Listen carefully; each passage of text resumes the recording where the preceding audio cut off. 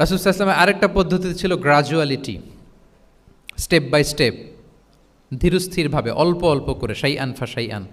আর তাদাররুজ বিল বাদই বিল আহাম্মি সুম্মাল মুহিম, আগে সবচেয়ে গুরুত্বপূর্ণ, starting with the most important affair first, then the important affair, then the important. সবচেয়ে গুরুত্বপূর্ণটা আগে, এরপরে যেটা কম গুরুত্বপূর্ণ, এরপরে কম গুরুত্বপূর্ণ। তাহলে একটু একটু করে বললে এটা মানুষের ফিতরাতের সাথেও যায়, তার নেচারের সাথেও যায়। আমরা মদ হারাম হওয়ার কথা জানি, কয়টা স্টেপে হারাম হয়েছিল মদ? একবারে যদি বলা হতো বন্ধ করার সহজ হতো সাহাবাদের জন্য? হতো না। অনেকে আছে দেখবেন যে চেইন স্মোকার, বুঝতে পেরেছেন তো? মানে অনেক সিগারেট খায়, লেটসে দিনে 10 থেকে 15টা খায়।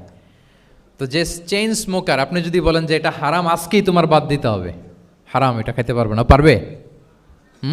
ও দুনিয়া সব বাদ দিতে পারবে, সিগারেট বাদ দিতে পারবে না। তো তারে কি করতে হবে? ফ্লেক্সিবিলিটি দিতে হবে, যে আস্তে আস্তে ছাড়েন, 10টা করে খান তো চালাইতে থাকেন না, মানে চালাইতে থাকেন মানে আজকে 10টা খাইছেন, কালকে 9টা করে খান, চালাইতে থাকেন, একসাথে সব বন্ধ করার দরকার নেই। তারপরের সপ্তাহে 8টা করে খান, এরপরের সপ্তাহে 5টা করে খান, অল্প অল্প করে অবশ্যই সে কমাতে পারবে। এরপরের সপ্তাহে 2টা খান, এরপরের সপ্তাহে বন্ধ করেন না, চালাইতে থাকেন। সে চালাচ্ছে কিন্তু কমিয়ে আনতেছে, চালাচ্ছে কিন্তু। আচ্ছা, যেই সপ্তাহে সে একটা সিগারেট খেলো, এরপরের সপ্তাহে এটা তো বাদ দিলেও তার গায়ে লাগার কথা না, ঠিক কিনা বলেন? যেই সপ্তাহে কয়টা খেলো, এটা তো স্যাক্রিফাইস করা যায়, কিন্তু 10টা থেকে 0-তে আসা সহজ না। তাহলে গ্রাজুয়ালি আমরা এই ভুলটা করি। অনেকের নতুন করে আল্লাহ তাআলা রিয়েলাইজেশন দিয়েছেন, নতুন দিনে আসছে, দিনে ফিরছে, মানে প্র্যাকটিসিং হতে চায়। এখন আপনি তারে পাইয়া এমন নিয়ম কানুন দেখাচ্ছেন, বেচারা তো বলে আগে যা ছিলাম ওইটাই ভালো ছিলাম। এরকম হয় না অনেক সময়?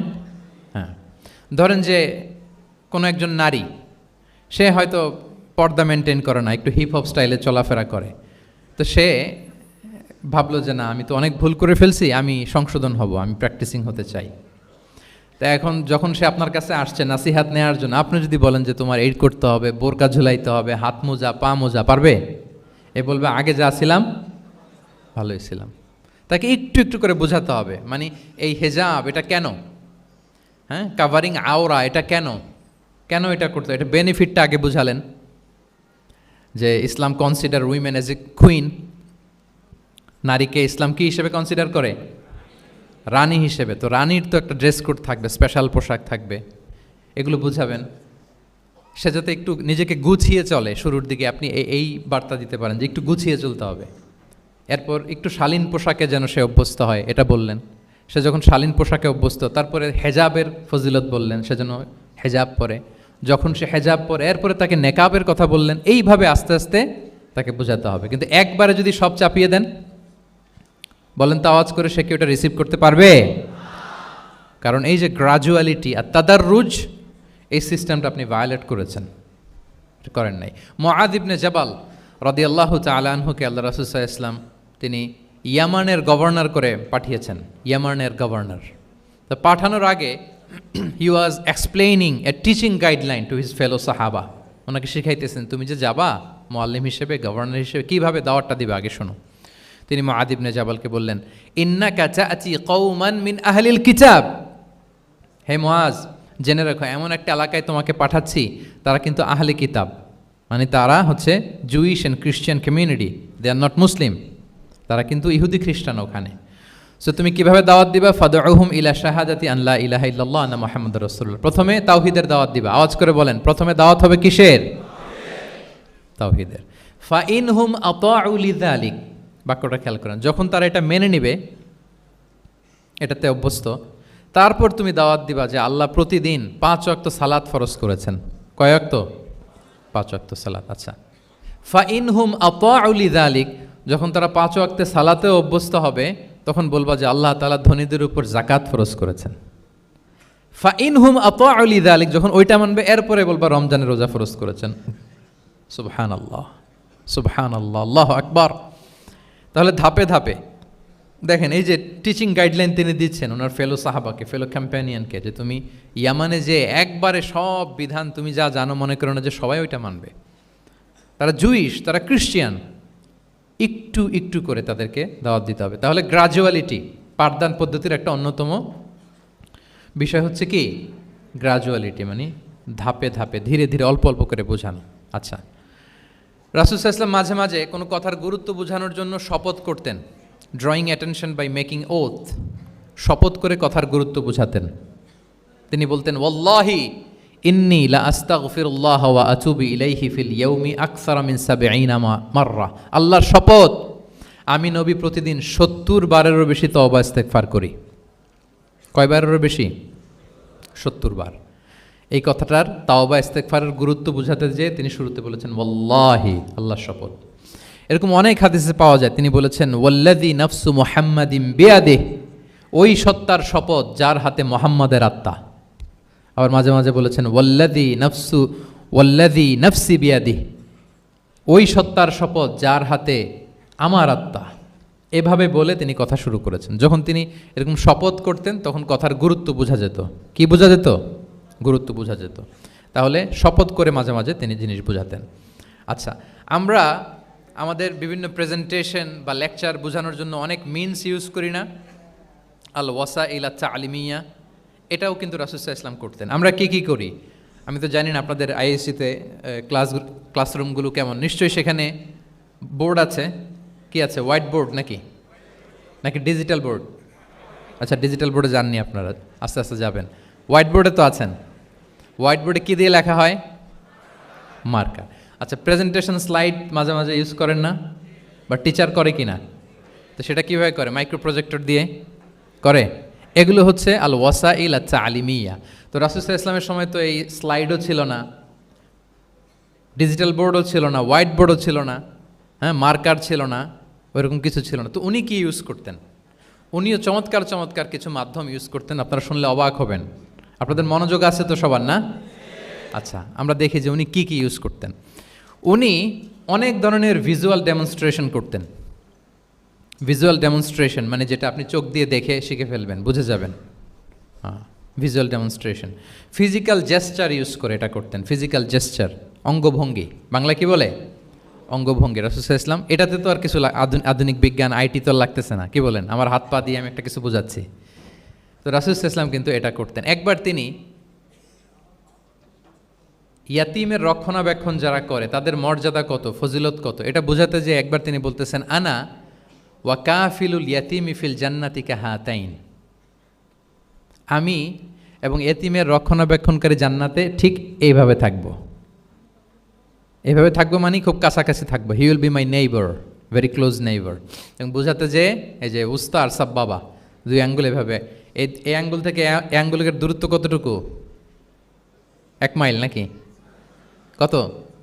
একেবারে কাছে। এই আঙ্গুল থেকে আঙ্গুলের তেমন কোনো দূরত্বই নাই, মানে খুব কাছে। এটা দিয়ে তিনি বুঝালেন আমি এবং এতিমের রক্ষণাবেক্ষণকারী ঠিক এভাবে থাকবো যেভাবে এই দুটো আঙ্গুল কাছাকাছি। আল্লাহু আকবার। তাহলে এই যে ফিজিক্যাল জেস্চার ইউজ করলেন কিনা, অঙ্গভঙ্গি, এটাকে বলে ভিজুয়াল ডেমনস্ট্রেশন। কি বলে? Visual demonstration. এবং রিসার্চাররা বলতেছেন যে approximately 80% of human learning comes through the visual demonstration. মানে আইজ দিয়ে, চোখ দিয়ে আমরা আমাদের শেখার 80% শিখে ফেলি। আমাদের শিখনের অলমোস্ট 80% আমরা দেখে দেখে শিখি। তাহলে রাসূল সাল্লাল্লাহু আলাইহি ওয়াসাল্লাম ভিজুয়াল ডেমনস্ট্রেশন করলেন, আনা ওয়া কাফিলুল ইয়াতীমি ফিল জান্নাতি কাহাতাইন। আচ্ছা, আরও দেখি হাদিসে এরকম আরও পাওয়া যায়। আমরা যে মুমিনরা ভাই ভাই, বিভিন্ন হাদিসে বিভিন্ন টেক্সটে রাসূল সাল্লাল্লাহু আলাইহি ওয়াসাল্লাম বলেছেন। এটা ইসলামের একটা খুব মৌলিক কথা, আমরা সবাই জানি না? আমরা সবাই কি? এই অডিটোরিয়ামে আমরা যারা বসে আমরা সবাই কি? আল মুমিনু আখুল মুসলিম, একে অপরের ভাই। আমাদের মধ্যে আবার আরেকটা সমস্যা আছে, আমরা দেখা যায় যে প্রত্যেকে যেই দল করে ওই দলের এরা ভাই ভাই আর কি, এরকম। এই হাদিসের একটা নিজস্ব অর্থ বলয় আমরা করে নিয়েছি যে ভাই ভাই ঠিক আছে, বাট আমি এই দলের, সো আমরা ভাই ভাই। আচ্ছা, ওরা ওই দল, তো ওরা কি নিজেরা নিজেরা আসলে কি এই ভাই ভাই নাকি? না, যারাই কালেমা শাহাদাতে বিশ্বাসী, যারা আমাদের কেবলাকে কেবলা মানে, যারা ঈমান এনেছে, তারা সবাই আমরা কি? ভাই ভাই। এই যে আমাদের ভ্রাতৃত্বের বন্ধনটা যে খুব অটুট এবং মজবুত সুদৃঢ়, এটা বোঝানোর জন্য রাসূল ইসলাম একবার বললেন আল মুমিনু লিল মুমিনি কাল বুনিয়ান। মুমিন যে ভাই ভাই, এই ভ্রাতৃত্বের বন্ধন হচ্ছে সুদৃঢ় প্রাচীরের মতো। ইয়াশুদ্দু বা'দুহু বা'দা one side strengthening the other. একটা বড় প্রাচীর, যেমন এই বিল্ডিংটা যেমনি এই পাশ ওই পাশটাকে মজবুত করে ধরে রেখেছে, ওই পাশ যেমনি এটাকে মজবুত করে ধরে ঠায় দাঁড়িয়ে আছে বছরের পর বছর, যুগের পর যুগ। রাসূল সাল্লাল্লাহু আলাইহি ওয়াসাল্লাম বললেন মুমিন যে ভাই ভাই তাদের সম্পর্কটা এরকম সুদৃঢ়। কতটা সুদৃঢ় এটা বলতে যে ওয়াশাব্বাকা বাইনা আসওয়াবিহি, তিনি হাতের এই 5 আঙ্গুল এই 5 আঙ্গুলের ভেতরে ঢুকাই দিলেন। এরকম ধরেন তো একটু সবাই, আচ্ছা ঢুকিয়ে একটু চাপ দেন। এখন ব্যাপারটা অনেক মজবুত হয়ে গেল না? হ্যাঁ, কেউ চাইলে কি সহজে ছোটাতে পারবে না? তাহলে এই যে আরেকটা ভিজুয়াল ডেমনস্ট্রেশন পেয়েছেন? ফিজিক্যাল জেস্চার, অঙ্গভঙ্গি করে তিনি বুঝাইলেন যে আমাদের ভ্রাতৃত্বটা এইরকম মজবুত, মানে ওনার কাছে যা ছিল ওইটা বুঝাতে যে তিনি এই ফিজিক্যাল জেস্চারটা নিয়েছেন যে মুমিন ভাই ভাই এবং আমাদের ভ্রাতৃত্বের বন্ধনটা ঠিক এরকম মজবুত, লাইক দিস। তাহলে এটাকে বলে ভিজুয়াল ডেমনস্ট্রেশন, যেহেতু এতে করে সাহাবারা সহজে বুঝতো, এটা দিয়ে সহজে বুঝলো। আবার মাঝে মাঝে তিনি ড্রয়িং করেছেন, আমাদের মতো ডিজিটাল সিস্টেমে ড্রয়িং করে না, এখন তো খুব ইজি। তো তিনি কীভাবে ড্রয়িং করেছেন, একবার সাহাবিদেরকে নিয়ে তিনি মরুভূমির মাঝখানে খেজুরের ডাল নিয়ে একটা স্ট্রেট লাইন, সরল রেখা আঁকলেন। খত্তালানা রসুল্লাহ সাল্লাল্লাহু আলাইহি ওয়াসাল্লাম খত্তান, আল্লাহ রাসূল সাল্লাল্লাহু আলাইহি ওয়াসাল্লাম মরুভূমিতে খেজুরের ডাল দিয়ে টেনে একটা স্ট্রেট লাইন মানে সরল রেখা আঁকলেন। একে বললেন হাযা সাবিলুল্লাহ, এটা হচ্ছে আল্লাহর রাস্তা, মানে সিরাতুম মুস্তাকিম। এরপরে এই স্ট্রেট লাইন সরল রেখার ডানে বায়ে ছোট ছোট অনেকগুলো দাগ কাটলেন খেজুরের ডাল দিয়ে, আর বললেন হাযিহি সুবুলুশ শাইতান, এগুলো হচ্ছে শয়তানের রাস্তা। ফি কুল্লি সাবিলিন শাইতান, এই প্রত্যেকটা রাস্তায় একটা করে শয়তান থাকে, সে তার শয়তানি কাজের হাতছানি তোমাদের দেয়। তাহলে খেজুরের ডাল দিয়ে একটা স্ট্রেট লাইন সরল রেখা করে বললেন এটা সিরাতুম মুস্তাকিম সাবিলুল্লাহ, আর ডানে বায়ে ছোট ছোট দাগ কেটে বললেন এগুলো হচ্ছে সাবিলুশ শয়তান, ওই পথে শয়তানের হাতছানি দেয়া পথে কভু যাওয়া যাবে, বরং এই সিরাতুল মুস্তাকিমে থাকা লাগবে। তাহলে এই যে ভিজুয়াল ডেমনস্ট্রেশন ব্যাপারটা ক্লিয়ার হয়েছে না? কাফিলুল ইয়াতিমি কাহাতাইন শাব্বাকা বাইনা আসাবিহি খাত্তালানা রাসূল সাল্লাল্লাহু আলাইহি ওয়াসাল্লাম খাত্তান। তাহলে এভাবে ওনার সাধ্যের নাগালে যা যা ছিল সাহাবাদেরকে আরও বুঝাতে ভালো করে, হ্যাঁ, to clarify the issue, to visualize the matter, রাসূল সাল্লাল্লাহু আলাইহি ওয়াসাল্লাম এগুলোর ব্যবহার করেছেন। আচ্ছা, এরপর মাঝে মাঝে সাহাবীদের মস্তিষ্কের যাতে ব্যায়াম হয়, শিক্ষার্থীর কল্পনার জগতে কোনো কিছু চিত্রায়িত করা, এতে করে মস্তিষ্কের ব্যায়াম হয় আর কি, to enhance the power of imagination, আপনার ইমাজিনারি পাওয়ারকে ডেভেলপ করবার জন্য। রাসূল ইসলাম হাদিসে এরকম অনেক কথা বলেছেন যে তোমরা একটু ভাবো তো, এরকম হইলে কেমন হয়, এমন হইলে কেমন হয়, তেমন হইলে কেমন হবে। এই কথাগুলো যখন বলতেন সাহাবারা ভাবনার জগতে হারিয়ে যেত, ভাবতেন, কল্পনার রাজ্যে হারিয়ে যেতেন, ওনাদের মস্তিষ্কের ব্যায়াম হতো, তাদের যে ইমাজিনেশনের যে পাওয়ার এটা ডেভেলপ করতো, এমনটা পাওয়া যায়। রাসূল ইসলাম একবার বললেন আরাআইতুম লাউ আন্না নাহরান বিবাবি আহাদিকুম ইয়াগতাসিলু মিনহু কুল্লা ইয়াউমিন খামসা মাররাতিন হাল ইয়াবকা মিন দারানিহি শাই। আচ্ছা বলো তো, তোমরা একটু ভাবো তো, কল্পনার রাজ্যে হারিয়ে যাও, ভেবে দেখো তো, ধরো যে তোমার বাড়ির সামনে একটা ঝর্ণাধারা আছে বা একটা চমৎকার লেক আছে যেখানে স্বচ্ছ স্ফটিক পানি, তুমি যদি প্রতিদিন ওই ঝর্ণায় যেয়ে বা ওই লেকে নেমে 5 বার গোসল করো, তোমার গায়ে কোনো ময়লা থাকবে আর? সাহাবারা কল্পনা করে বলে না, মনে মনে ভাবতেছে যে গোসল করতেছে, 5 বার গোসল করার পরে আর আমার গায়ে দুর্গন্ধ ঘামের গন্ধ থাকবে কি করে? না, কোনো ময়লা থাকবে না। সাহাবারা বলল লা ইয়া রাসূলুল্লাহ লা ইয়াবকা মিন দারানিহি শাই। রাসূল ইসলাম তখন বলেন ফাকাযালিকা মাসালু সলাওয়াতিল খামস, এটা হচ্ছে 5 ওয়াক্ত সালাতের দৃষ্টান্তের মতো, ইয়ামহুল্লাহু বিহিন্নাল খাতায়া, কারো ঘরের সামনে যদি একটা স্বচ্ছ লেক থাকে, পানির ফোয়ারা, সে যদি 5 বার গোসল করে তার গায়ে যেমনি কোনো দুর্গন্ধ ময়লা আবর্জনা কিছু থাকে না, কেউ যখন 5 ওয়াক্ত সালাত আদায় করে তখন এই সালাতও তার সব গুনাহগুলোকে ধুয়ে মুছে এরকম পাক পবিত্র সাফ করে দেয়। সুবহানাল্লাহ, বুঝে গেলেন যে সালাওয়াতুল খামস কিভাবে আমাদের পাপ মুছে ক্লিন করে, আমাদেরকে কিভাবে ক্লিনজিং করে, এটা সাহাবারা ইজিলি বুঝে গেলেন।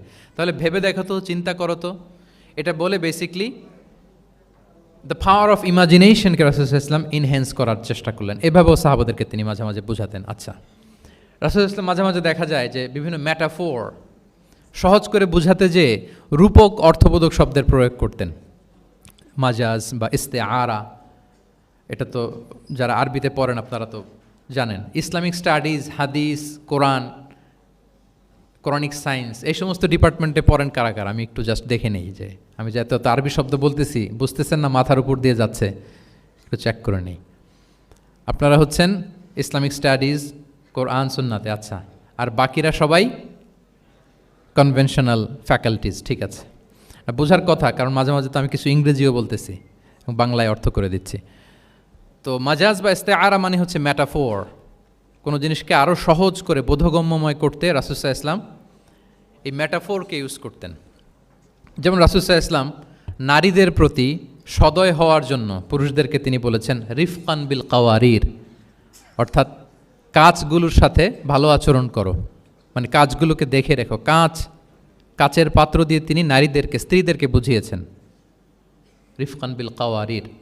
আচ্ছা বলেন তো, কাচের গ্লাস, প্লেট, তৈজসপত্র এক বাড়ি থেকে যদি আরেক বাড়িতে, লেটসে আপনি বাসা শিফট করবেন, আপনার কাছে অনেক কাচের তৈরি গ্লাস, প্লেট, তৈজসপত্র আছে, চট্টগ্রামের এই থানা থেকে ওই থানায় আপনি বাসা চেঞ্জ করবেন, এগুলো নেওয়ার সময় আপনারা কি করেন বলেন? কিভাবে নেন বলেন তো? কিভাবে? হ্যাঁ, র্যাপিং করে, এক্সট্রা প্রিকশন নিয়ে খুব সাবধানে এটাকে ধরতে হয়, রাখতে হয়, সেট করতে হয়, নামাতে হয়, ঠিক কিনা বলেন? এটা বোঝাতে যে নারীদের সাথে কোমল আচরণ করো, সদয় আচরণ করো, এটা বোঝাতে যে রাসূল সাল্লাল্লাহু আলাইহি ওয়াসাল্লাম বলেছেন রিফকান বিল কাওয়ারির। একবার স্ত্রীরা, আমাদের আম্মা জানেরা রাসূল সাল্লাল্লাহু আলাইহি ওয়াসাল্লামের সাথে সফরে যাচ্ছেন, খুব সম্ভবত হজের সফরে।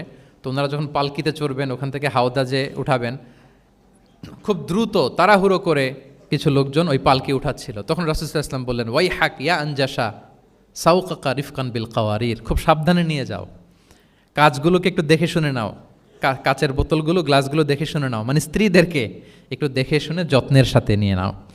তাহলে নারীদেরকে কিসের সাথে তুলনা করেছেন? কাচের গ্লাস, কাচের তৈজসপত্র, কাচের সামগ্রী, যাতে বুঝতে সুবিধা হয়। কাচের গ্লাস তোমরা যেমনি ধরো, রাখো, ডিল করো, নারীদের সাথেও এভাবে কি কোমল আচরণ করতে হবে। আচ্ছা, আমি শুরুতেই বলেছিলাম যে রাসূল সাল্লাল্লাহু আলাইহি ওয়াসাল্লামের সাহাবীদেরকে কিছু শেখানো পদ্ধতিটা মেইনলি কি ছিল? কি বেসড? কারো মনে আছে? Q and A based, right? এই তো মাশাআল্লাহ, কিউএনএ মানে প্রশ্নোত্তরমূলক। সাহাবারা প্রশ্ন করতো, রাসূল সাল্লাল্লাহু আলাইহি ওয়াসাল্লাম উত্তর দিতেন।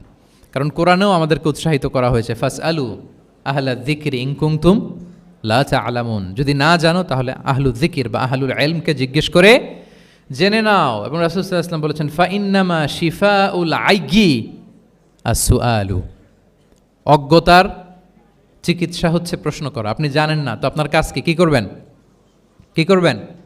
প্রশ্ন করবেন। আপনার টিচারকে প্রশ্ন করবেন, আপনার শায়েখকে কোশ্চেন করবেন, রিসার্চারকে আপনি বারবার কোশ্চেন করতে হবে। প্রশ্ন মানে তাকে জর্জরিত করতে, যত কোশ্চেন করবেন তত আপনি শিখতে পারবেন, যত কোশ্চেন করবেন তত আপনি শিখতে পারবেন। রাসূল সাল্লাল্লাহু আলাইহি ওয়াসাল্লাম এই পদ্ধতিটা সবচেয়ে বেশি অবলম্বন করতেন। কিছু নমুনা তো আমরা ইতিমধ্যে দেখেছি, আমরা আরও ভিতরে ঢুকি। রাসূল সাল্লাল্লাহু আলাইহি ওয়াসাল্লাম মাঝে মাঝে সাহাবীদেরকে প্রশ্ন করতেন, drawing attention of the listener by throwing question, প্রশ্ন ছুড়ে দেওয়ার মাধ্যমে ওনাদের মনোযোগ আছে না নাই এটা দেখতেন। এই যে মাঝে মাঝে আমি আপনাদেরকে জিজ্ঞেস করলে দেখা যায় যে আমি বুঝতে পারি যে আপনারা আমার সাথে আছেন না নাই, আপনাদের মনোযোগ আছে তো? আচ্ছা, ঠিক আছে, প্রশ্ন করব একটু পরে, পুরো আলোচনা শেষে দুই একটা প্রশ্ন করব, দেখি কে কতটুকু মনে রাখতে পারলেন। তো রাসূল সাল্লাল্লাহু আলাইহি ওয়াসাল্লাম একবার প্রশ্ন করলেন সাহাবাদেরকে, তাদের অ্যাটেনশন যাতে গ্রো করে। তিনি বললেন যে ইন্না মিনা শাজারি শাজারাতান লা ইয়াসকুতু ওয়ারাকুহা মাসালুহা ইন্নাহা মাসালুল মুসলিম হাদ্দিসুনি মা হিয়া। তিনি সাহাবাদেরকে বললেন, সাহাবারা, এক ধরনের গাছ আছে যেই গাছের পাতা কখনো ঝরে না। কি কখনো ঝরে না? আচ্ছা, এর দৃষ্টান্ত হচ্ছে মুসলিমের দৃষ্টান্তের মতো। হাদ্দিসুনি মা হিয়া, বলো তো এটা কোন গাছ? যখন বলছে কোন গাছ, সাহাবারা চলে গেছে অনেক দূরে। তারা মনে মনে ভাবছে এত সহজ প্রশ্ন তো রাসূল সাল্লাল্লাহু আলাইহি ওয়াসাল্লাম সহজ হলে তো আর জিজ্ঞেস করবে না, নিশ্চয়ই আনকমন কোনো গাছ। এবার ভাবতেছে, দেখি তো খাইবারে গেছিলাম, খাইবারের আশেপাশে কী গাছ আছে। ওই যে তাবুকে ঘুরে আসলাম, তাবুকের পথিমধ্যে ক্যাকটাস, গুলমলতা, আরবের কি কি গাছ, ঘুরতে ঘুরতে সবাই দেখে যে না ওগুলোর তো পাতা ঝরে। খুঁজতে খুঁজতে সারা দুনিয়া খুঁজে ফেলতেছে সাহাবারা, কিন্তু ওনাদের নিজেদের জাতীয় গাছ যেটা, ঘরের পিছনে যে গাছের সারি সারি, যেই গাছের ফল খেয়ে ওনারা জীবন ধারণ করেন, যেটা ওনাদের সমাজ, রীতি, ঐতিহ্য, ট্র্যাডিশনের সাথে জড়িত, ওই গাছের নামে ভুলে গেছে, ওইটা মনে করতে পারতেছে, সবাই দূরে চলে গেছে। হাদিসে এসেছে ফাওয়াকা আন্না সুফি শাজারিল বাওয়াদি, দূর দূরান্তের গাছ নিয়ে ভাবতেছে, ভেবে ভেবে হয়রান, কেউ বলতে পারে না। তখন বাধ্য হয়ে রাসূল সাল্লাল্লাহু আলাইহি ওয়াসাল্লামকে বলল, ইয়া রাসূলুল্লাহ, আপনি একটু আমাদেরকে বলে দেন যে ইয়া রাসূলুল্লাহ হাদ্দিস না মাহিয়া, এটা কোন গাছ? তখন রাসূল সাল্লাল্লাহু আলাইহি ওয়াসাল্লাম বললেন, ইন্নাহা নাখলা, খেজুর গাছ। খেজুর গাছের পাতা পড়ে না, ডাল টেনেও ছিঁড়া যায় না, খুব কষ্ট। তো এটার দৃষ্টান্ত মুসলিমের দৃষ্টান্তের ন্যায়। তাহলে কোনো সাহাবারা পারলেন না। পরবর্তীতে হাদিসের যিনি বর্ণনাকারী আব্দুল্লাহ ইবনে ওমর তখন ছোট ছিলেন, বাড়িতে যাওয়ার পথে ওমর রাদিয়াল্লাহু তাআলা আনহুকে বলতেছেন যে বাবা, আব্বা, এটা যে খেজুর গাছ আমার কিন্তু মাথায় আসছিল। তোমার ফারুক বলেন, বলো কি, তোমার মাথায় আসছিল, তুমি বললে না কেন? তো উনি বলে নাই কারণ সিনিয়র সাহাবারা পারতেছে না, বাপ চাচারা কেউ পারে না, আমি ছোট মানুষ বইলে আবার কোন বিপদে পড়ি, বিনয়ী মানুষ, উনি আর বলেন নাই, লাজুকতাও কাজ করতেছিল। তোমারে ফারুক বললেন, যদি আজকে তুমি এটার উত্তর নবীর সামনে দিতে পারতা, আমার বুকটা এত বড় হয়ে যেত নবীর সামনে। মানে লাল উট, লাল কপাল বিশিষ্ট উট পেলে আরবরা যত খুশি হয়, আজকে আমি তার চেয়েও বেশি খুশি হয়ে যেতাম। তাহলে ওমরে ফারুক রাদিয়াল্লাহু তাআলা আনহু ওনার ছেলে আব্দুল্লাহ ইবনে ওমর উনি এটার উত্তর ধরতে পারছেন, কিন্তু উনি বলেন নাই। তাহলে দেখেন রাসূলুল্লাহ সাল্লাল্লাহু আলাইহি ওয়াসাল্লাম এরকম কোশ্চেন করতেন, কোশ্চেন করে তারপরে উত্তরটা বলতেন, এতে আর মানুষ ভুলে না।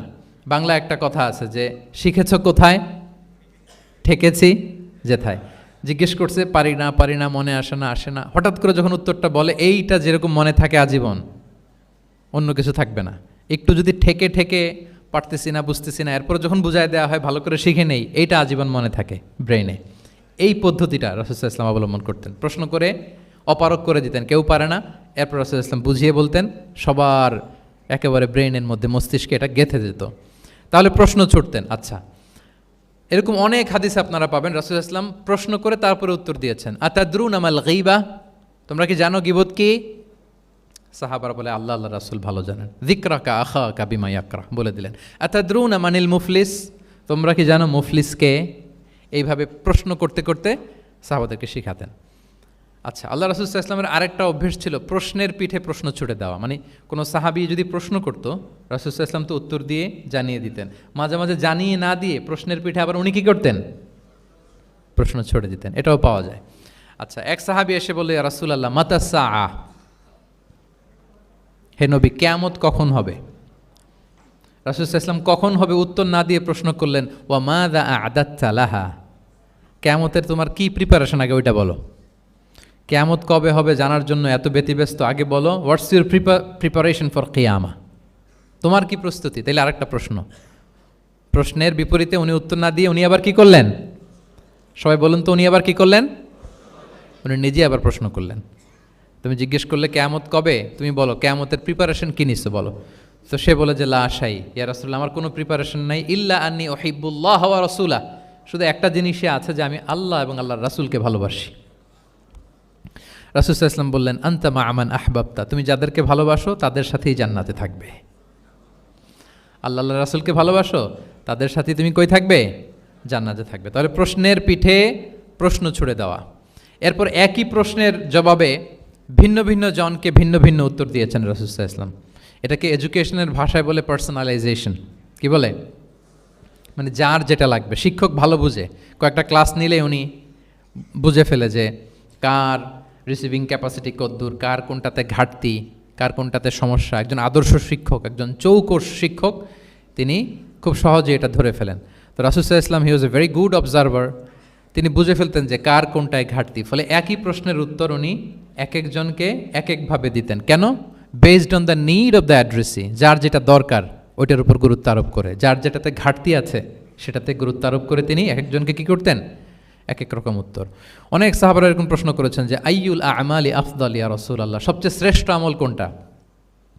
তিনি এক একজনকে এক একটা বলেছেন। কখনো বলেছেন যে আল্লাহর উপর ঈমান আনা, আল ঈমানু বিল্লাহি ওয়াহদা।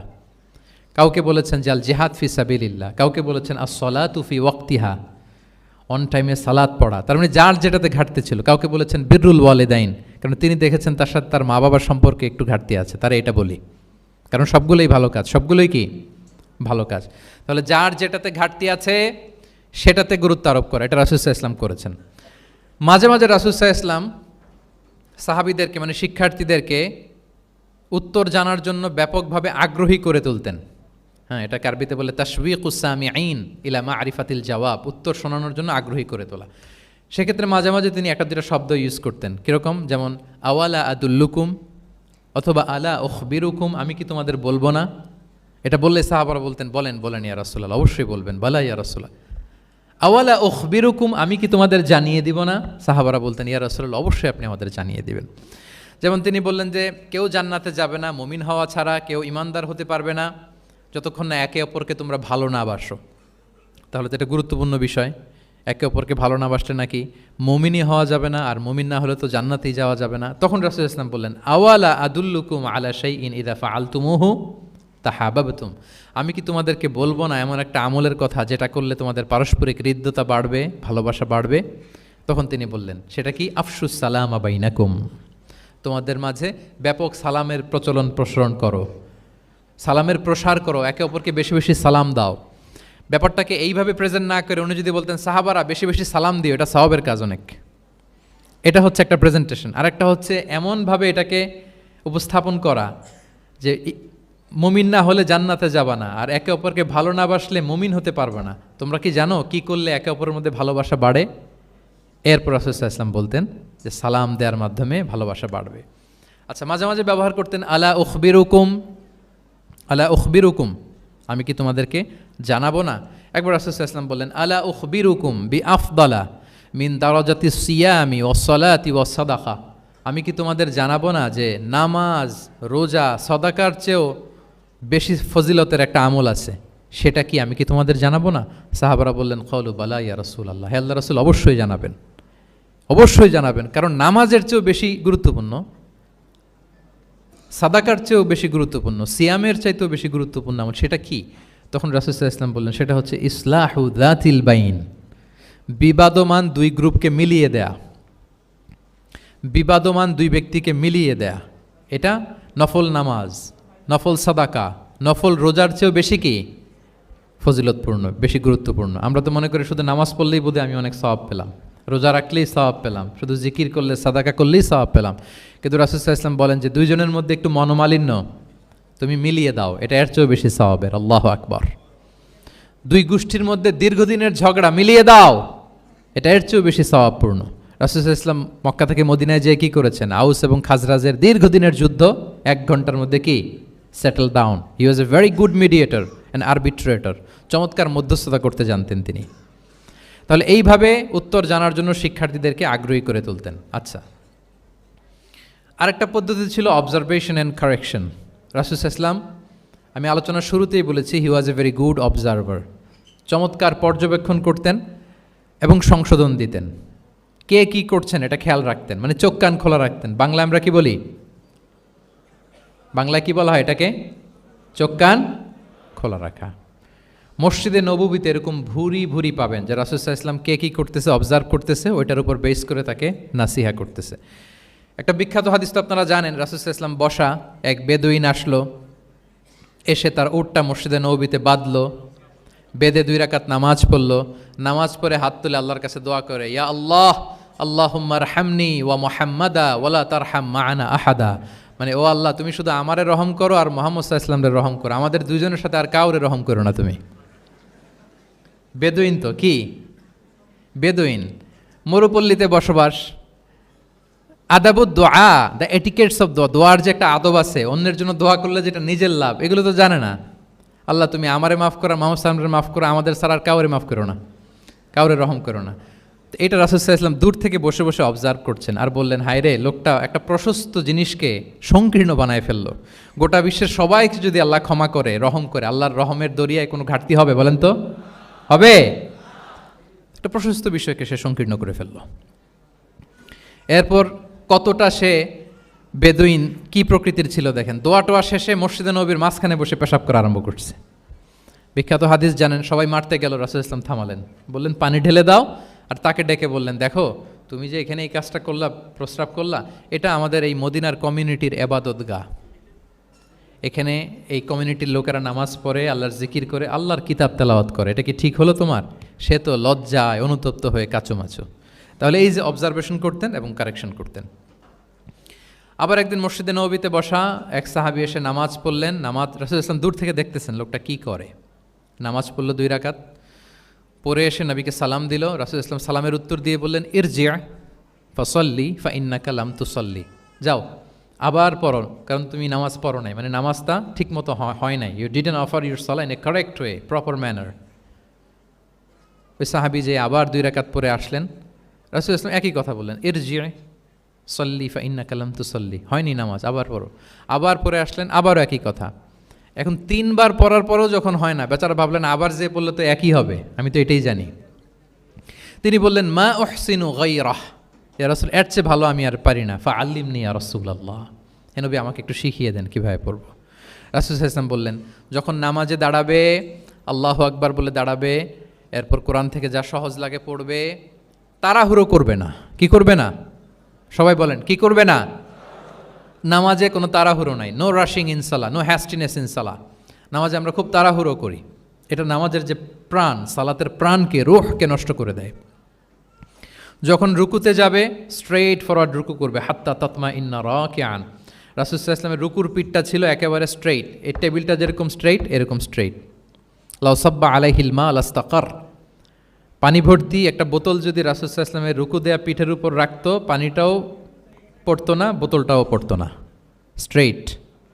এরকম উদাহরণ দিয়ে সাহাবারা বলতেন যে এত স্ট্রেইট রুকুর পিঠ যে পানি ভর্তি গ্লাস রাখলে পানিটাও কাঁপবে না, বোতলটাও পড়বে না।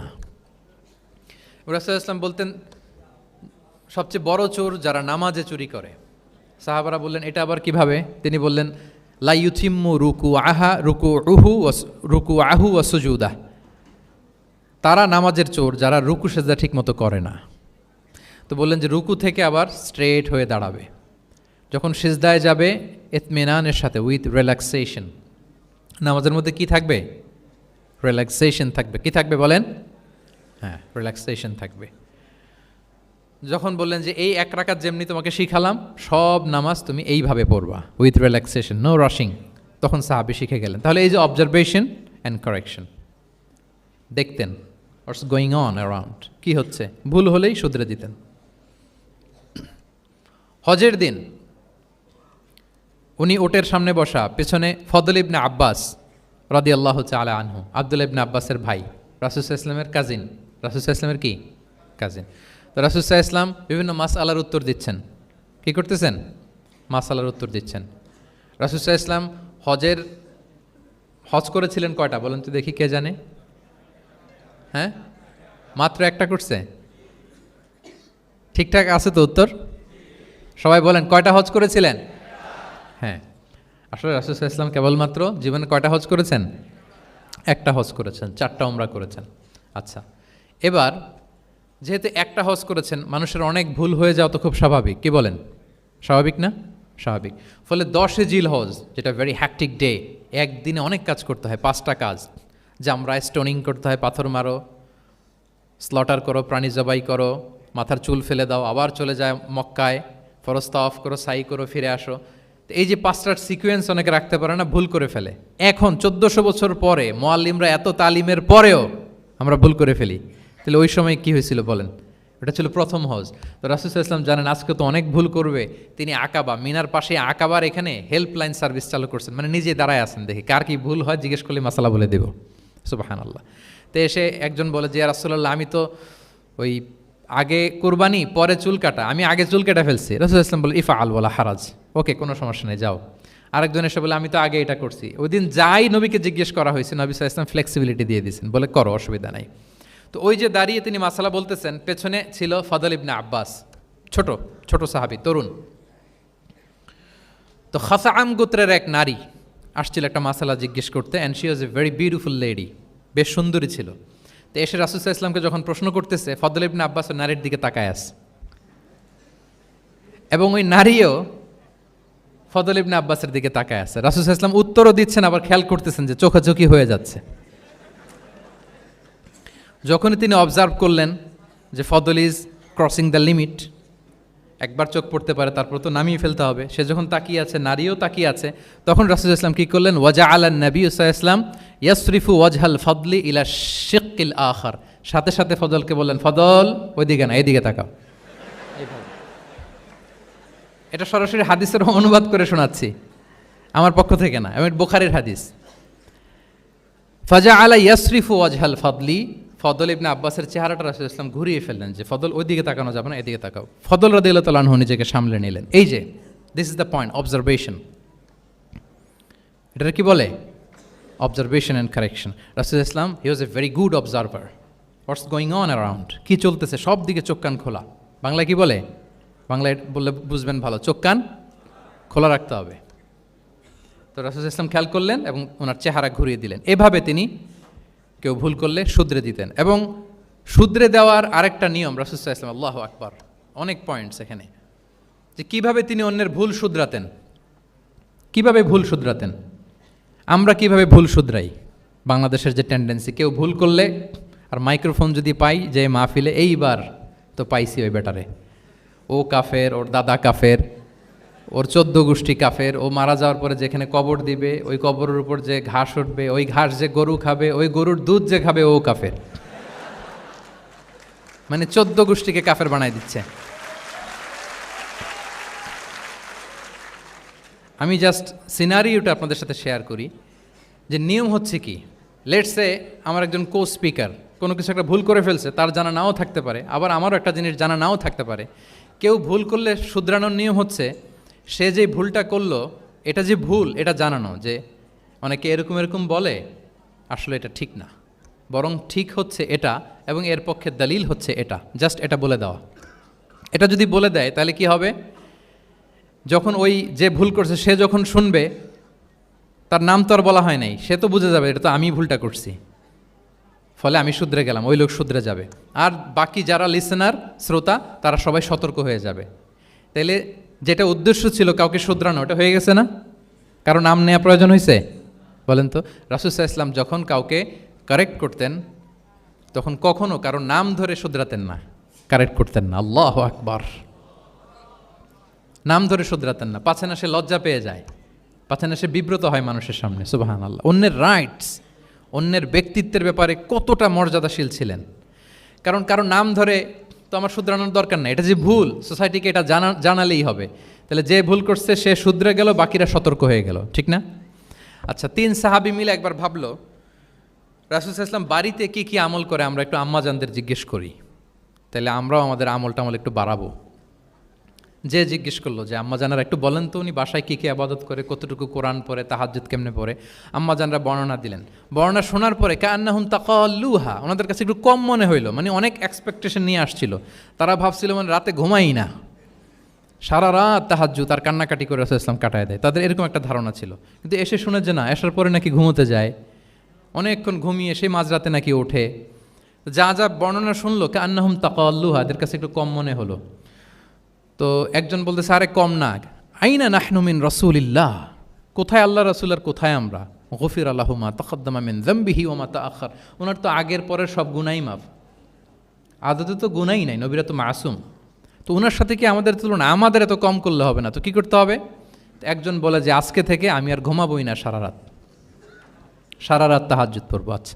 আরেকজন বলে আমি আর না খেয়ে মানে রোজা ছাড়া থাকবো না, আমি সাওমে ভিসাল করব, সারা বছর রোজা রাখবো, যা করে আল্লাহ, রোজা থামাবো না, আমি রেগুলার রোজা রেখেই যাব। আচ্ছা। আরেকজন বলে আমি আর আমার স্ত্রীদের কাছেই যাব না, আমি সন্ন্যাসী জীবন নিয়ে নিলাম, আমি সন্ন্যাসী থাকবো, স্ত্রীদের সাথে মেলামেশাতে এই আমি যাব না, আর আমি এটা থেকে বিরত থাকবো। এই কথা যখন রাসূল সাল্লাল্লাহু আলাইহি ওয়াসাল্লামের কানে গেল, রাসূল ইসলাম রেগে গেলেন। রেগে গিয়ে সাহাবীদেরকে জড়ো করলেন। জড়ো করে তিনি বলতে আরম্ভ করলেন, তিনি বললেন আনতুমুল্লাযীনা কুলতুম কাযা ওয়া কাযা, আচ্ছা তোমাদের মধ্যে কে কে নাকি এরকম এরকম বলছে। সুবহানাল্লাহ। তিনি বলতে পারতেন, এই আব্দুল্লাহ স্ট্যান্ড আপ, দাঁড়াও, আব্দুর রহিম দাঁড়াও, এই আব্দুল সাত্তার তুমি নাকি বলছো যে সারা রাত, এটা একটা কথা বললা তুমি নাকি বলছো যে সারা বছর রোজা, এটা তুমি কি কথা বল, তো ভুল কাজ করছো, এটাও জানো না তুমি নাকি বলছো স্ত্রীদের সাথে মিশবা না। এরকম যদি Abdullah, Abdur Rahman, just for example, এইভাবে দাঁড় করিয়ে যদি নাম ধরে ধরে বলতেন, ওনারা সাহাবীদের সামনে লজ্জিত হতেন না? না। আনতুমুল্লাযীনা কুলতুম কাযা ওয়া কাযা, এটাই রাসূল সাল্লাল্লাহু আলাইহি ওয়াসাল্লামের কাউকে কারেক্ট করার, তাসহিহ করার অভ্যেস ছিল। মা বালু আকওয়ামিন ইয়াকুলুনা কাযা ওয়া কাযা, মাঝে মাঝে বলতেন মা বালু আকওয়ামিন ইয়াফআলুনা কাযা ওয়া কাযা, তোমাদের মধ্যে কেউ কেউ নাকি এমনটা বলে, তোমাদের মধ্যে কেউ কেউ নাকি এমনটা করে। কই, আমি তো রাতে ঘুমাই আবার সালাত পড়ি। কই, আমি তো রোজা রাখি সোম বৃহস্পতি, বাকি দিনগুলোতে খাই। কই, আমি তো আমার স্ত্রীদের সাথে মেলামেশা করি। এই সব কিছুকে ব্যালেন্স করেও তো আমার নবুয়তির তো আমার কোনো সমস্যা হয় নাই, আল্লাহ ভীরু হতে তো সমস্যা হয় নাই। ওয়াল্লাহি ইন্নী লা আখশাকুম লিল্লাহি ওয়া আতকাকুম লাহ, আল্লাহর শপথ, আমি তোমাদের চাইতে আল্লাহকে বেশি ভয় করি, আমি তোমাদের চাইতে বেশি মুত্তাকি। তারপরেও এরকম ব্যালেন্সড লাইফ লিড করাতে আমার তো কোনো সমস্যা হয় নাই, তোমাদের কেন সমস্যা হলো, তোমরা এটা কোথায় পেলে? ফামান রাগিবা আন সুন্নাতি ফালাইসা মিন্নি। জেনে রাখো, আমি যে স্ট্যান্ডার্ড ঠিক করে দিয়েছি এটাই সর্বশ্রেষ্ঠ ইবাদত। এর বাইরে যে কেউ যদি কিছু করে আমার সুন্নতের বাইরে, সে আমার দলভুক্ত হতে পারবে। সুবহান। এরকম যখন ধমক দিয়ে শাসিয়ে দিলেন, যেই তিনজন সাহাবী এই কথা বলছিল ওনারা তো শুধরে গেলেন। ওনারা তো টের পাচ্ছেন যে এগুলো আমাদের কি বলতেছে, ওনারা টের পাচ্ছেন না, শুধরে গেলেন। আর বাকিরা সতর্ক হয়ে গেলেন। আল্লাহু আকবার। সো এটা হচ্ছে কারেক্ট করার নিয়ম। এখন আমরা কি করি, কেউ একটা ভুল করলে তখন তাকে ধরি, তার 14 পুরুষ নিয়ে কথা বলি, তার ব্যাপারে যদি আমার কোনো তিক্ত অভিজ্ঞতা থাকে, ঝাল মেটানোর একটা সুযোগ পেলাম, আমি ঝাল মেটাই, তাকে ছোট করি, হেয় করি। হেন কোনো কথা নাই যে আমি বলি না। একটাও কি রাসূল সাল্লাল্লাহু আলাইহি ওয়াসাল্লামের সুন্নাহর মধ্যে পড়ে? বলেন তো না। তাহলে মন গড়া পদ্ধতিতে আমরা কাউকে সংশোধন করতে চাচ্ছি না। আর এইভাবে করলে সংশোধন হবেও না। সে মানবিক কারণেই তার ইগোইস্টিক প্রবলেম চলে আসবে যে সে আমাকে ছোট করলো, আমার নাম ধরে সে এত মানুষের সামনে অপমান করলো, সে হয়তো শুধরানোর যে রাস্তাটা ছিল ওইটাও বন্ধ হয়ে গেল। ঠিক কিনা বলেন? তাহলে রাসূল সাল্লাল্লাহু আলাইহি ওয়াসাল্লাম এইভাবে শুধরাতেন। আর তামিম ফি তাসওয়িবিল আখতা, কারো ভুল শুধরাতে গেলে ইন জেনারেলি শুধরাতেন। যাদের শুধরানোর তারা শুধরে যেত, বাকিরা সতর্ক হয়ে যেত।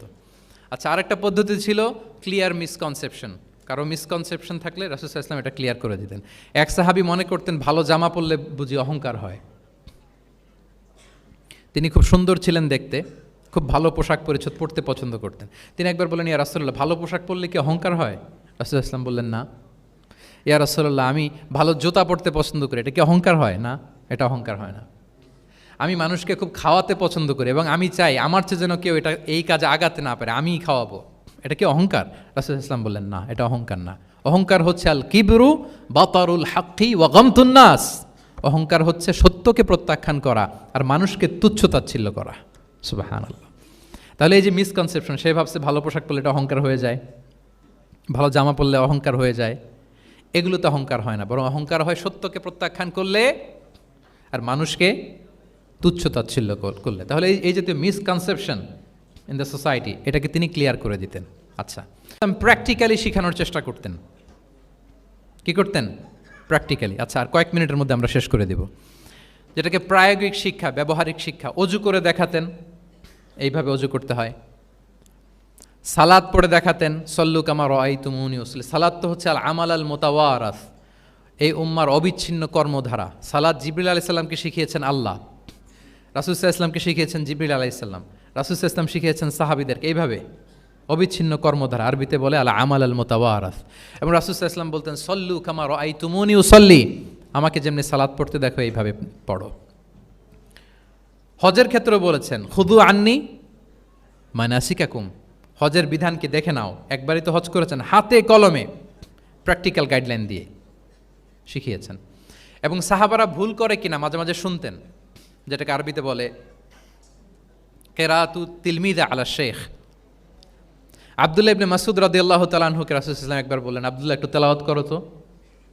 তিনি বললেন, আকরাউ আলাইকা ওয়া আলাইকা উনজিল, হে নবী, আমি আপনার সামনে দাঁড়ায় তেলাওয়াত করব, আপনার উপর কোরআন নাজিল হয়। রাসূল সাল্লাল্লাহু আলাইহি ওয়াসাল্লাম বললেন যে ইন্নী উহিব্বু আন আসমাআহু মিন গায়রি, হে আব্দুল্লাহ ইবনে মাসউদ, আমি কোরআন তেলাওয়াত তোমাদেরকে শোনাতে যেমনি পছন্দ করি, তোমরা কেউ পড়বা আর আমি শুনবো, এটাও খুব পছন্দ করি। কারণ উনি প্ল্যান করে রাখছেন আব্দুল্লাহ ইবনে মাসউদ কি হবেন, তিনি কিছুদিন পরে উম্মার শিক্ষক হবেন। ওইখানে আবার ভুলটুল করে ফেলেন কিনা উনি জাজ করতেছেন। তখন আব্দুল্লাহ ইবনে মাসউদ রাদিয়াল্লাহু তাআলা আনহু সূরা নিসা তেলাওয়াত করে শোনালেন। তাহলে রাসূল ইসলামের একটা পন্থা ছিল, তিনি শুনতেন আবার শোনাতেন। কি করতেন? শুনতেন, শোনাতেন। প্রতি রমাদানে যতটুকু কোরআন নাজিল হয়েছে তিনি জিবরিল আলাইহিস সালামকে শোনাতেন, আবার জিবরিল আলাইহিস সালাম পুরো কোরআন রাসূল সাল্লাল্লাহু আলাইহি ওয়াসাল্লামকে শোনাতেন। এটা ছিল একটা টেকনিক। আচ্ছা, রাইটিং মেথড, আমরা যেমনি লেখি, অ্যাসাইনমেন্ট, প্রেজেন্টেশন, লেখার মাধ্যমে জ্ঞান বিতরণ, জ্ঞান অর্জন, এটা কম ছিল। আমি আগেই বলেছি মেইনলি ছিল oral based and Q and A based, কিন্তু লেখাজোখা যে ছিলই না তা না। লেখা জানতো, হাতে গোনা অল্প কিছু সাহাবী মক্কায় লিখতে জানতেন, পড়তে জানতেন। মদিনাতেও ইহুদিরা জানতো, কিন্তু অন্যান্যরা, আরবরা, তাদের মধ্যে লেখার যে কালচার এটা ওইভাবে গড়ে ওঠেনি, জানতেন অল্প সংখ্যক লোক। যেমন ওহী লেখক সাহাবী ছিলেন ইবনে কাসিরের বর্ণনা মতে 23 জন। কয়জন? ওনারা খেজুর গাছের ছালে পাথরে, চামড়ায়, প্রাণীর চ্যাপ্টা হাড়ের মধ্যে কোরআন লিখে রাখতেন। এবং রাসূল সাল্লাল্লাহু আলাইহি ওয়াসাল্লাম কোরআন ছাড়া অন্য কিছু ওনার কাছ থেকে যেন লিখে রাখা না হয় এই মর্মে আদেশ জারি করেছেন, লা তাকতুবু আন্নী গায়রাল কোরআন ওমান কাতাবা আন্নী গায়রাল কোরআন ফালইয়ামহু। কোরআন ছাড়া কিছু লিখো না। তাহলে কোনটা আমার কথা আর কোনটা আল্লাহর কথা মিক্স আপ হয়ে যাবে। কিন্তু কোরআন যখন অধিকাংশ রেকর্ডেড হয়ে গেল তখন তিনি হাদিস সংরক্ষণের জন্য লেখার জন্য পারমিশন দিয়ে দিলেন। যেমন মক্কা বিজয়ের ভাষণের পরে ইয়ামান থেকে আসা এক লোক আবু শাহ বলতেছে, ইয়া রাসূলুল্লাহ, আপনার ভাষণটা আমার একটু লিখে দিলে ভালো হয়। কি দিলে? লিখে দিলে। রাসূল ইসলাম সাহাবাদেরকে বললেন, উক্তুবু লি আবি শাহ, ঠিক আছে, এই ইয়ামানি ভিজিটর, তাকে আমার ভাষণটা তোমরা লিখে দাও। তাহলে এই লেখার পদ্ধতিটা খুব কম ছিল। রাসূল সাল্লাল্লাহু আলাইহি ওয়াসাল্লাম নিজে লিখতেন না, কাতেবে ওয়াহিদের দিয়ে লেখাতেন, কোরআন লেখাতেন। সপ্তম হিজরিতে যখন সুপার পাওয়ারদেরকে চিঠি লিখিয়েছিলেন, কাতেবে ওয়াহিদদেরকে দিয়ে চিঠি লিখিয়েছেন, এটা রাসূল সাল্লাল্লাহু আলাইহি ওয়াসাল্লাম করতেন। আচ্ছা, সফট স্কিল ডেভেলপমেন্টের ব্যাপারে রাসূল সাল্লাল্লাহু আলাইহি ওয়াসাল্লাম উদ্বুদ্ধ করেছেন। লার্নিং ফরেন ল্যাঙ্গুয়েজ, যেটা কমিউনিকেশন স্কিল, ভাষা জানা, এটা খুব জরুরি। আরবি, ইংরেজি, বাংলা, তিনটা ভাষা জানেন কে কে? দেখি ছাত্রদের মধ্যে প্যারালাল, লাইক নেটিভ আর নেয়ার নেটিভ, 5-7 জন আছে না? ল্যাঙ্গুয়েজ আরও ভালো জানতে হবে। আরবিতে একেবারে ফ্লুয়েন্ট হইতে হবে, ইংরেজিতে ফ্লুয়েন্ট হইতে হবে। এই দুইটা ল্যাঙ্গুয়েজ যদি আপনার হাতে থাকে, you can win the world for sure, I am telling you. গোটা বিশ্ব আপনি জয় করে ফেলতে পারবেন। তাহলে আইআইইউসি তো এটার একটা সেন্টার, খুব চমৎকার সুযোগ এখানে আছে আরবিতে মাস্টার হওয়া, ইংরেজিতে মাস্টার হওয়া।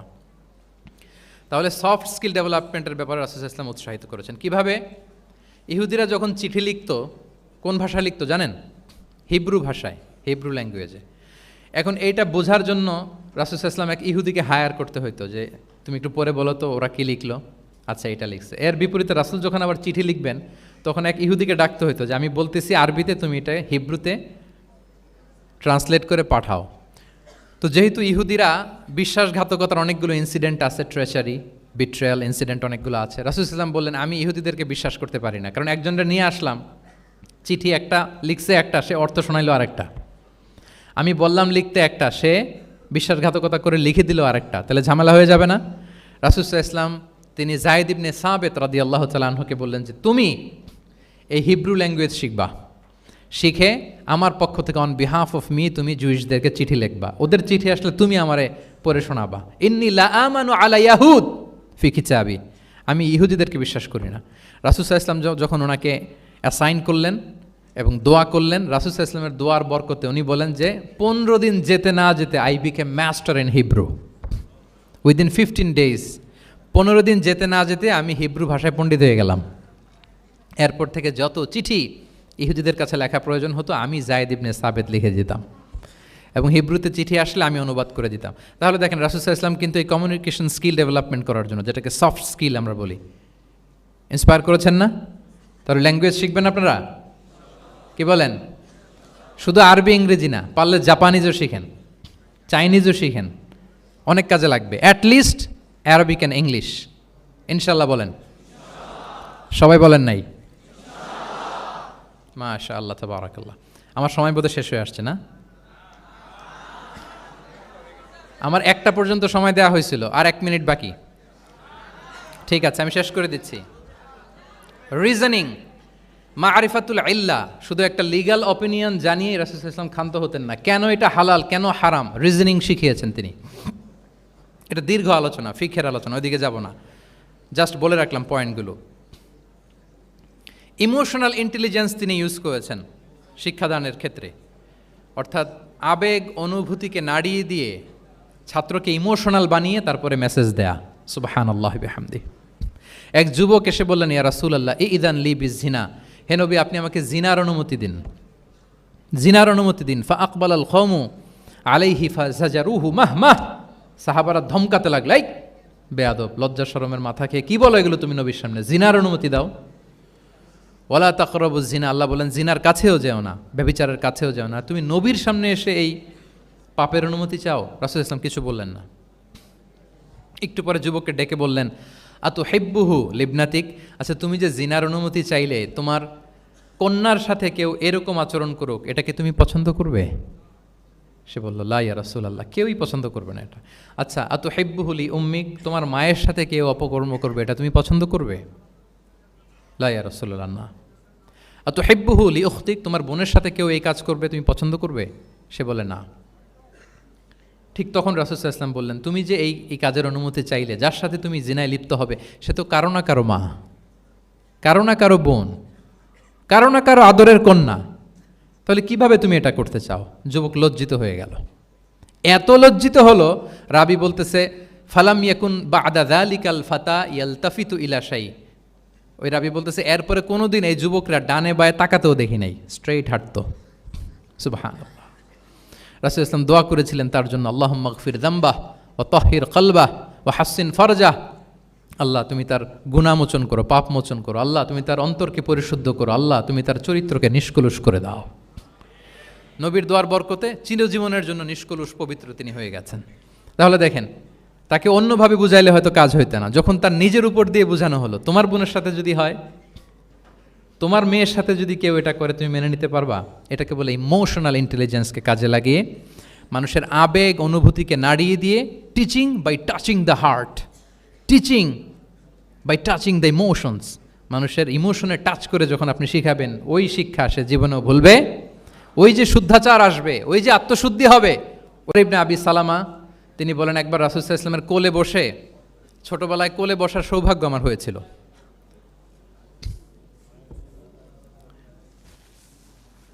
এবং আমাদেরকে খাবার দেয়া হলো, তো তিনি ছোট মানুষ, একবার এদিক থেকে খায় ওদিক থেকে খায়। রাসূল সাল্লাল্লাহু আলাইহি ওয়াসাল্লাম বললেন, ইয়া গোলাম, হে শিশু, সাম্মিল্লাহ, বিসমিল্লাহ বলো। ওকুল বি ইয়ামিনিক, বা হাতে না ডান হাতে খাও। দেখেন ছোটদেরকে কীভাবে শেখাতেন, তারবিয়া, চাইল্ড তারবিয়া। ওয়াকুল মিম্মা ইয়ালিক, তোমার সামনে যেটা আছে ওইটা খাও, এদিক থেকে ওদিক থেকে, চারদিক থেকে নিও না। রাবি বলেন যে ফামা ঝালা তিলকা তু'মাতু বাদু, উনি বলতেছেন এরপর থেকে আজীবন আমার খাওয়ার স্টাইল এটাই হয়ে গেছে। নবীর ওই কথা আমার কানে ঘন্টার মতো বাজে। খাওয়া শুরু করলেই আগে আমি বিসমিল্লাহ বলি, ডান হাত দিয়ে নেই, আর আমার সামনে যেটা আছে ওইটা থেকে খাওয়া শুরু করি। দেখেন চাইল্ড তারবিয়া কীভাবে করতেন। তাহলে এটিকেটস অফ হ্যাভিং ফুড কীভাবে খাবে রাসূল ইসলাম শিখালেন। আপনারা জানেন যে হাশিমি খানদান, মানে বনু হাশিমদের জন্য জাকাতের সম্পদ খাওয়া, রাসূল ইসলামের বংশের জন্য জাকাতের সম্পদ খাওয়া হারাম। তো একবার জাকাতের সাদাকার খেজুর ছিল স্তূপ করা, রাসূল ইসলামের নাতি হাসান রাদিয়াল্লাহু তাআলা আনহু, ছোট্ট মানুষ, এসেই ওই খেজুর নিয়ে খেতে আরম্ভ করল। দূর থেকে রাসূল ইসলাম দেখে বললেন, কেখ কেখ এরমি বিহা। কেখ কেখ মানে আমরা বাংলা যেটাকে ওয়াক্থু, ওয়াক্থু মানে থু মেরে ফেলে দাও। এটা বলে তিনি হাসান রাদিয়াল্লাহু তাআলা আনহুর মুখ থেকে খেজুরটা বের করলেন আর বললেন, আলা তা'লাম আন্না লা নাকুলু সাদাকা, মানে নানা ভাই, আদরের নানা ভাই, তুমি কি জানো না আমরা সাদাকার সম্পদ খেতে পারি না, তাড়াতাড়ি ফেলে দাও। মুখ থেকে টেনে যে খেজুরটা নিয়েছিলেন হাসান রাদিয়াল্লাহু তাআলা আনহু, সেটাকে রাসূল সাল্লাল্লাহু আলাইহি ওয়াসাল্লাম বের করে দিলেন। তাহলে এখানে কনসেপ্ট অফ হালাল অ্যান্ড হারাম ছোটবেলা থেকেই নানা ভাইকে উনি ক্লিয়ার করে দিচ্ছেন। আব্দুল্লাহ ইবনে আব্বাস রাদিয়াল্লাহু তাআলা আনহু রাসূল সাল্লাল্লাহু আলাইহি ওয়াসাল্লামের কি ছিলেন সম্পর্কে বলেন, কি ছিল? সবাই বলেন আওয়াজ করে। কাজিন, চাচাতো ভাই। আরেকটা সম্পর্ক ছিল রাসূল সাল্লাল্লাহু আলাইহি ওয়াসাল্লাম ওনার আর কি হইতো? খালু মাইমুনা বিনতুল হারিস রাদিয়াল্লাহু তাআলা আনহা, তিনি ছিলেন আব্দুল্লাহ ইবনে আব্বাসের খালা। আর যেহেতু রাসূল ইসলাম বিয়ে করেছিলেন, ফলে রাসূল ইসলাম ওনার সম্পর্কের আরেক সম্পর্কে কি হয়? খালু। তো উনি খুব ছোট ছিলেন, এত ছোট যে রাসূল ইসলাম যখন ইন্তেকাল করেন তখন ওনার বয়স ছিল 13। আব্দুল্লাহ ইবনে আব্বাসের বয়স তখন কত? 13। তো ফলে ছোট মানুষ প্রায় খালার বাসায় রাতে থাকতো এবং রাসূল ইসলামের আশেপাশে ঘুমাতো। একবার রাসূল ইসলাম ওয়াশরুম করতে গেলেন দূরে, এবং রাসূল ইসলামের অভ্যেস ছিল ওয়াশরুম সেরে এসেই অজু করতেন। তো উনি এসে দেখে ওনার অজুর পাত্রে কে যেন পানি রেখে দিচ্ছে। জিজ্ঞেস করলেন কে রেখেছে? বলা হলো যে আব্দুল্লাহ ইবনে আব্বাস রেখেছে। রাসূল ইসলাম এত খুশি হলেন যে এখন যে আমার এটা দরকার, ছোট্ট আব্দুল্লাহ এটা বুঝে ফেললো। উনি ওনাকে জড়িয়ে ধরে একটা দোয়া করলেন, আল্লাহুম্মা আল্লিমহুল কিতাব, আল্লাহুম্মা ফাক্কিহু ফিদ্দীন ওয়া আল্লিমহু তা'বীল। আল্লাহ আপনি আব্বাসকে কিতাবের জ্ঞান শিক্ষা দেন। এবং এই দোয়ার বরকতে উনি রাইসুল মুফাসসিরিন হয়েছেন। এই পৃথিবীতে যত মুফাসসির আসবে সব মুফাসসিরদের সম্রাট হচ্ছে আব্দুল্লাহ ইবনে আব্বাস রাদিয়াল্লাহু তাআলা আনহু। আচ্ছা, উনি কি শিখাতেন, কিভাবে শিখাতেন? তাহাজ্জুদের সময় রাসূল ইসলাম নামাজে দাঁড়ালেন, আব্দুল্লাহ ইবনে আব্বাস এসে রাসূল ইসলামের বাম দিকে দাঁড়ালেন। ছোট মানুষ, ভাবছে আমিও যে নামাজ পড়ি। আচ্ছা বলেন তো, যদি দুইজন হয় নামাজে, একজন ইমাম আরেকজন মুসল্লি, মুসল্লি ইমামের কোন দিকে দাঁড়াবে? কিন্তু আব্দুল্লাহ ইবনে আব্বাস দাঁড়াইছে কোন দিকে? বাম দিকে, কারণ উনি ব্যাপারটা জানেন না। তো তখন রাসূল সাল্লাল্লাহু আলাইহি ওয়াসাল্লাম কী করলেন? হাত দিয়ে টেনে পিছন দিয়ে এনে ডান দিকে নিয়ে আসলেন।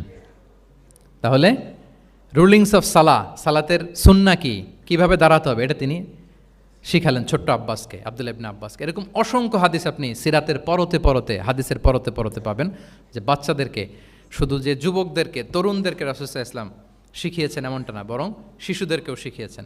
এইভাবে রাসূল সাল্লাল্লাহু আলাইহি ওয়াসাল্লাম এমন এক শিক্ষা পদ্ধতি আমাদের জন্য উপহার দিয়েছেন, যেটার মধ্য দিয়ে তিনি শ্রেষ্ঠতম প্রজন্ম, the best generation ever on earth, যেটা আমি শুরুতে বলেছি, এবং তার ধারাবাহিকতা এর পরের প্রজন্মকেও শ্রেষ্ঠ প্রজন্ম বলা হয়েছে। এর পরের প্রজন্ম তিনটা জেনারেশন এই শিক্ষার, এই ওহির জ্ঞানের শিক্ষার ছোঁয়ায় তারা শ্রেষ্ঠ প্রজন্ম হয়েছে রাসূল সাল্লাল্লাহু আলাইহি ওয়াসাল্লামের এই শিক্ষা পদ্ধতির মধ্য দিয়ে। তাহলে সম্মানিত সুধী, আর লম্বা চূড়া আমি করতে চাই না, অনেক লম্বা সময় আমাদের অনেক বোনরা আমি দেখতে পাচ্ছি ওনারা জায়গাও পাননি, দাঁড়িয়ে দাঁড়িয়ে পুরো 1.5 ঘন্টা আলোচনা শুনেছেন। আমাদের অনেক ভাইরা 1.5 ঘন্টা যাবত আপনারা শুনেছেন। আমি একটু সামারি করি, 1 মিনিটে সামারি করে আমরা ক্লোজ করব।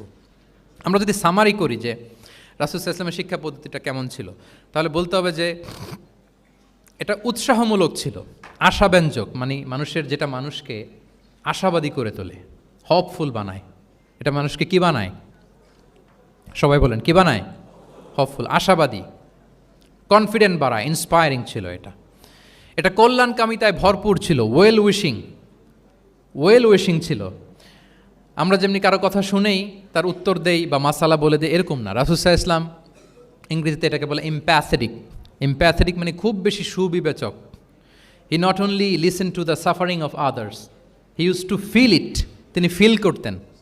একজন এসে বলতেছে যে আমার এই সমস্যা, এটার এখন আমি কি করব? আমি জাস্ট বললাম এটার ইসলামী সমাধান এটা হচ্ছে একটা। রাসূল ইসলাম এরকম না, যে বলতেছে তার কষ্টটা তিনি ফিল করার চেষ্টা করতেন, ফিল করে তখন তাকে গাইডলাইন দিতেন। এটাকে বলে এমপ্যাথেটিক, ওয়েল উইশিং ম্যানারের, কল্যাণকামিতায় ভরপুর ছিল তার শিক্ষাদান পদ্ধতি। পরামর্শমূলক ছিল, যেখানে ম্যান্টরিং ছিল, কাউন্সেলিং ছিল। মানে শুধু টিচার হলে এটার আউটপুট একটা, কিন্তু if you work like a mentor, আপনি আপনার শিক্ষার্থীদেরকে মেন্টরিং করতেছেন, তাদেরকে কাউন্সেলিং করতেছেন, এটার আউটপুট হবে অন্যরকম। রাসূল সাল্লাল্লাহু আলাইহি ওয়াসাল্লাম হি worked as a mentor and councillor for the সাহাবা। সুবহানাল্লাহ। রাসূল সাল্লাল্লাহু আলাইহি ওয়াসাল্লামের দেওয়ার শিক্ষাটা ছিল বেসিক্যালি অ্যাডভাইজারি। আমরা মাঝে মাঝে অ্যাডভাইজারি নেই, দেখবেন বড় বড় নেতা লক্ষ লক্ষ টাকা বেতন দিয়ে অনেক বড় বড় উপদেষ্টা রাখে, তারা বিভিন্ন ধরনের অ্যাডভাইস দেয়। রাসূল সাল্লাল্লাহু আলাইহি ওয়াসাল্লাম এই সার্ভিসটা সাহাবাদেরকে দিতেন। ওনার শিক্ষাটা ছিল অংশগ্রহণমূলক, মানে এঙ্গেজমেন্ট ছিল। একতরফা আমি বলে গেলাম অথবা একতরফা ওরা বলে গেল, এরকম না। জিজ্ঞেস করতেন, শুনতেন, শোনাতেন, প্রশ্ন করতেন, প্রশ্নের পিঠে প্রশ্ন ছড়ে দিতেন। ইন্টারেক্টিভ ছিল, পার্টিসিপেটরি ছিল, অংশগ্রহণমূলক। এটাকে আমরা, মানে ক্লাসিক স্কলাররা যেটাকে বলে সোহবা, কি বলে? আমরা বলি না যে সোহবতের বড় প্রয়োজন? রাসূল সাল্লাল্লাহু আলাইহি ওয়াসাল্লামের সোহবতে মূলত ওনারা নলেজটা অর্জন করেছিলেন। পার্টিসিপেটরি ছিল, এঙ্গেজমেন্ট ছিল। এবং আমরা উল্লেখ করেছি যে Q&A বেস ছিল, প্রশ্নোত্তরমূলক, ওরাল ছিল, যৌক্তিক ছিল, র্যাশনাল, রিজনিং শিখাতেন। কেন এটা হালাল, কেন হারাম, কেন এটা ডুজ অ্যান্ড কেন এটা ডোন্টস, এটা রাসূল সাল্লাল্লাহু আলাইহি ওয়াসাল্লাম বলেছেন। এবং হি use two prioritise the youth in training and grooming. বিশেষ করে বয়স্ক সাহাবাদের থেকে যুবকদেরকে বেশি প্রায়োরিটি দিতেন তালিমের ক্ষেত্রে, তারবিয়ার ক্ষেত্রে, কারণ তারাই উম্মাকে লিড দেবে। তারাই কি উম্মাকে লিড দেবে। এই যে এখানে যারা বসে আছেন, আমার তো মনে হয় বয়স 25 থেকে 30, এর আগেই বেশিরভাগ। সো আপনাদেরকে লিড দিতে হবে আগামীর বাংলাদেশে, ঠিক কি না? এই জন্য রাসূল সাল্লাল্লাহু আলাইহি ওয়াসাল্লাম বাছাই করে করে কোন সাহাবীর কী ধরনের যোগ্যতা আছে এবং ইসলামের জন্য এটা কিভাবে কাজে লাগতে পারে, ওইভাবে সাহাবীদেরকে তিনি গাইড করতেন। এবং সেটার ফলাফল তো আমরা দেখেছি, খয়রুল কুরুনি করনি সুম্মাল্লাযীনা ইয়ালুনাহুম সুম্মাল্লাযীনা ইয়ালুনাহুম। এই ওহির জ্ঞানের স্পর্শে, এই শিক্ষার, এই তালিমের স্পর্শে তারা শ্রেষ্ঠ প্রজন্ম হয়েছেন। এবং তার পরের প্রজন্ম, তিনটা প্রজন্মকে তিনি শ্রেষ্ঠ প্রজন্ম বলে ঘোষণা দিয়েছেন। আমি আর দীর্ঘায়িত করব না। আমরা যদি রাসূল সাল্লাল্লাহু আলাইহি ওয়াসাল্লামের আনিত এই শিক্ষা পদ্ধতি আমাদের শিক্ষা ব্যবস্থার মধ্যে ইনক্লুড করতে পারি, তাহলে আমরাও আমাদের প্রজন্মকে ওইরকম শ্রেষ্ঠ প্রজন্ম হিসেবে গড়ে তুলতে পারবো ইনশাআল্লাহ বিইذনিল্লাহ। আওয়াজ করে সবাই পড়ে ইনশাআল্লাহ বিইذনিল্লাহ।